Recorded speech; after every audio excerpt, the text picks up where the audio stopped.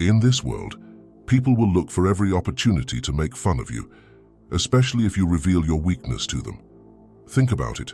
When you fail in business and show all your despair about it, people will come up to you, patting you on the back, saying they feel sorry for you, but at the same time, they will want to know all the details, mostly to humiliate you without you even knowing it. Therefore, learning not to show your weak points can end up becoming your strong point. Because when you act unbothered, you deny people the satisfaction of humiliating you. In this video, I will teach you 5 rules to become an unbothered man. And for those who are going through tough times in life, there's a powerful Stoic mantra at the end of this video that will help you. But before we begin, may I ask that you click on the like button? That is very important for the growth of this channel so that we can spread this message as much as possible. Now, without further ado, let us begin. Rule number 1. Resist the urge to speak. Accept that something within you always wants to respond immediately. It wants to tell other people the bad situation of your life, but often that's not necessary and even detrimental to you. Diogenes encapsulates the essence of this as he said, "It is better to trip with the feet than with the tongue."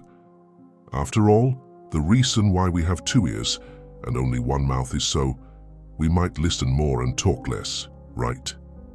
In conversation, make it a rule to hold your fire.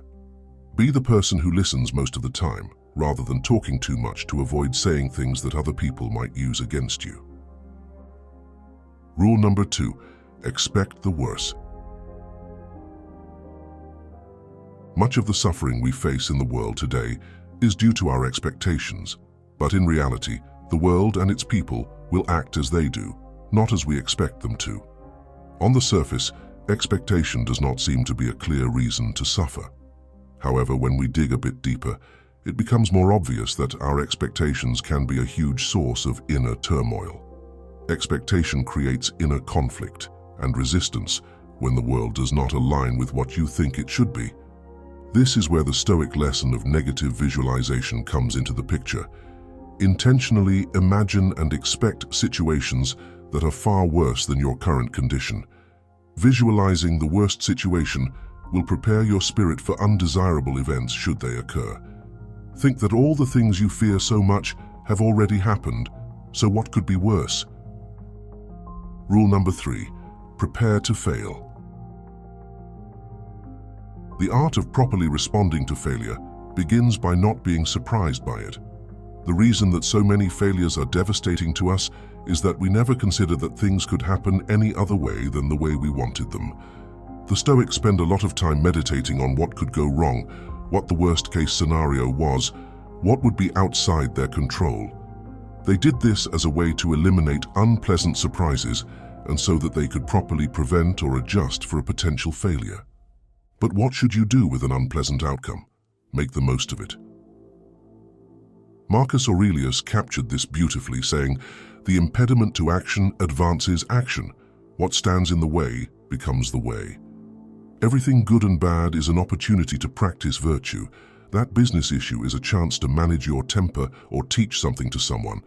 Traffic is a chance to learn patience and accept that things are out of your control. A rude person or a bad friend is a chance to do the right thing even when you don't want to. This is the Stoic way to remain unbothered. Master it. Rule number 4. Be aware of the dangers of fortune. Stoicism tells us that fortune is a fickle mistress. Just when things seem to be going well, she abandons us. Just when things seem like they can't get any worse, she piles on, and then sometimes we're caught completely by surprise when a seemingly impossible situation turns around. To become unbothered, learn to remove these unexpected swings from your lives as much as possible. For example, if your job depends on everyone loving you, that's a dangerous position. If your finances depend on the market continuing to rise, that's a vulnerable spot. It is important to clarify that wealth is not a bad thing, but the problem with making wealth or status conditional to our happiness is that these things are not controlled by us. They are the domain of fortune. So too are the opinions of the crowd, the weather forecast, or our good looks. They can be taken from us, changed, obscured in an instance. The more you set your life up to be independent, to be indifferent to these things, the more unbothered you will be. Rule number 5, do not cling to hope. Fortunately, we are beings designed to embrace diversity. That is, there is no reason to put all our hopes in a single dream, as this could be devastating if we fail in it. Therefore, Epictetus encourages us to pursue many dreams, as this will exponentially increase our chances of success. In the next chapter, I will teach you a powerful Stoic mantra that will help you face life challenges. But before that, a brief pause to remind you to check your subscription to this channel. If you haven't subscribed yet, please do so now, as that is very important for the growth of this channel and so that we can continue to spread this message as much as possible. The Stoic mantra, "This too shall pass," serves as a vital reminder of life's impermanence, offering solace and perspective during challenging times. This phrase encourages recognizing that both joy and sorrow are temporary states. It helps to balance our emotions, reminding us that current struggles are transient parts of a larger journey. By accepting that difficulties are natural, we can confront them with strength and resilience, using this mantra as comfort and a tool for inner peace.